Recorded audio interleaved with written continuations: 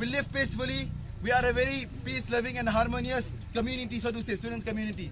But this type of interjection, this type of intervention needs a proper response from the Students' Union.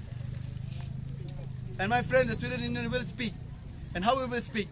We are calling for an indefinite suspension of classes until and unless this police personnel won't vacate our university premises.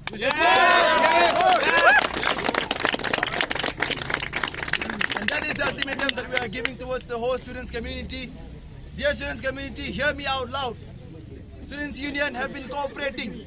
We have been cooperating with them. But if they are really threatening the students community of the university, we won't step down.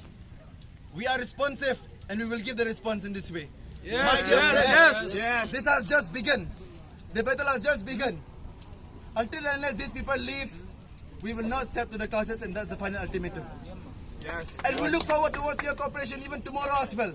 Because if they want to occupy our university, let them occupy. We will sit outside the gate. Yes. If they want to sit inside the campus, sit inside the campus and you learn whatever you want to learn inside the campus. We will stay outside the campus. Yes. Yes. Go.